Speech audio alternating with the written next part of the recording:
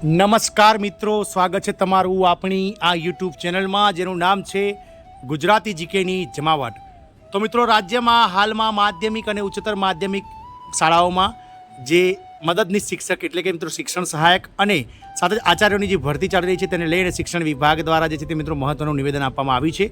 હાલમાં ગ્રાન્ટેડ સરકારી તેમજ અનુદાનિત માધ્યમિક અને ઉચ્ચતર માધ્યમિક શાળાઓમાં આચાર્ય ભરતી તેમજ શિક્ષકોની જે ભરતી છે તેને મિત્રો આચારસંહિતાનું ગ્રહણ લાગી ગયું છે, જેને લઈ અને મિત્રો ગુજરાત રાજ્ય શૈક્ષણિક સંઘે ભરતી પ્રક્રિયા વહેલી શરૂ કરી હોવા અંગે ચૂંટણી પંચને રજૂઆત કરી મંજૂરી લેવા જાણ કરવામાં આવી છે। તો આજના વિડીયોમાં વિગતવાર જાણ કરીએ કે મિત્રો ગુજરાત શૈક્ષણિક સંઘ દ્વારા જે માંગ કરવામાં આવી છે તેને લઈને શિક્ષણ વિભાગ દ્વારા શું પ્રતિક્રિયા આપવામાં આવી છે અને શું મિત્રો ટૂંક જ સમયમાં ભરતીઓ માટે જે છે તે આગળની પ્રક્રિયા ચાલુ થશે કે નહીં તેને લઈને વિડીયોમાં વિગતવાર ચર્ચા કરીએ। તો વિડીયોના અંત સુધી આપ બન્યા રહો અને જો ચેનલમાં તમે નવા હો તો અમારી ચેનલને તમે લાઇક શેર સબસ્ક્રાઇબ કરી બાજુમાં રહેલું બેલ આઇકોન દબાવી ઓલ નોટિફિકેશન ઓન કરી લો।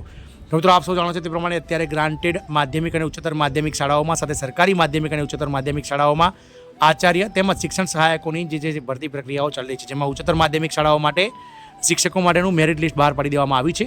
તદુપરાંત માધ્યમિક શાળાઓમાં પણ મિત્રો તમામ જે ઉમેદવારો છે તેમને મિત્રો મેરિટ ક્રમ આપી દેવામાં આવ્યા છે। હવે ટૂંક જ સમયમાં તમામ ભરતીઓ માટે જે છે તે મિત્રો આગળની પ્રક્રિયાઓ ચાલુ થશે। આચાર્યની ભરતીમાં મિત્રો ઇન્ટરવ્યૂના કાર્યક્રમ બાકી હતા। મિત્રો ફેબ્રુઆરી મહિનામાં ઇન્ટરવ્યૂનો કાર્યક્રમ જોડેલો હતો, પરંતુ ગુજરાત રાજ્ય ચૂંટણી પંચ દ્વારા જે છે તે સ્થાનિક સ્વરાજ્યની ચૂંટણીઓ એટલે કે પંચાયત પાલિકાની ચૂંટણીઓ જાહેર કરતા ક્યાંક ને ક્યાંક આ ભરતી પ્રક્રિયાઓ પર જે છે તે મિત્રો આદર્શ આચારસંહિતાનું ગ્રહણ લાગી ગયું હતું। તો મિત્રો ટૂંકમાં જ ગ્રાન્ટેડ માધ્યમિક શાળા અને ઉચ્ચતર માધ્યમિક શાળાઓમાં આચાર્ય ભરતીમાં આચારસંહિતાનું ગ્રહણ લાગી ગયું છે। શૈક્ષણિક સંઘે ભરતી પ્રક્રિયા વહેલી શરૂ કરી હોવા અંગે ચૂંટણી પંચને રજૂઆત કરી મંજૂરી લેવા જાણ કરી હતી।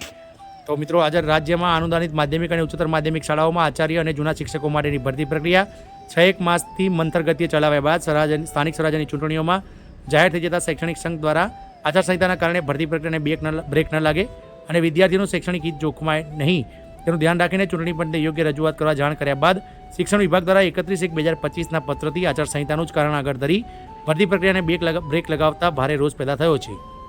સમગ્ર ઘટનાક્રમની વિગત એવી છે કે રાજ્યની બિનસરકારી અનુદાનિત માધ્યમિક અને ઉચ્ચતર માધ્યમિક શાળાઓમાં અંદાજે 24,000 જેટલા શિક્ષકોની ભરતી પ્રક્રિયા 6 માસથી ચાલી રહી છે, જેનું પ્રોવિઝનલ મેરિટ લિસ્ટ પણ બહાર પડી ગયું છે। આચાર્યની ભરતી પ્રક્રિયા પૂર્ણતાના રહે છે। આ સમયગાળા દરમિયાન જ સ્થાનિક સ્વરાજ્યની ચૂંટણીઓ એટલે કે પંચાયત પાલિકાની ચૂંટણીઓ પણ જાહેર થઈ જતા બંને ભરતી પ્રક્રિયાઓમાં આચારસંહિતાના કારણે બ્રેક ન લાગે અને વિદ્યાર્થીઓનું ભણતર જે છે તે ન બગડે તે માટે ચૂંટણી પંચમાં યોગ્ય રજૂઆત કરી ભરતીનું આયોજન ઝડપથી પૂર્ણ કરી તમામ પ્રકારની ભરતી પ્રક્રિયા પૂર્ણ કરવા અખિલ ભારતીય આચાર્ય ઉચ્ચતર માધ્યમિક અને માધ્યમિક મહાસંઘ દ્વારા શિક્ષણ મંત્રીને ગત 24 જાન્યુઆરી રજૂઆત કરાઈ છે। તારીખ 31/5/2025ના રોજ સંયુક્ત નિયામક શિક્ષણ દ્વારા તમામ જિલ્લા શિક્ષણ અધિકારીઓને સ્થાનિક સ્વરાજ્યની ચૂંટણીઓની અનુસંધાને આદર્શ આચારસંહિતા અમલમાં હોય બિનસરકારી અનુદાનિત માધ્યમિક અને ઉચ્ચતર માધ્યમિક શાળાઓમાં આચાર્યને ભરતીના ઇન્ટરવ્યૂ માટેની તમામ પ્રક્રિયા મુલતવી રાખવામાં આવી હોવાની જાણ કરી અને જેને પગલે ભારે રોષ પેદા થયો છે।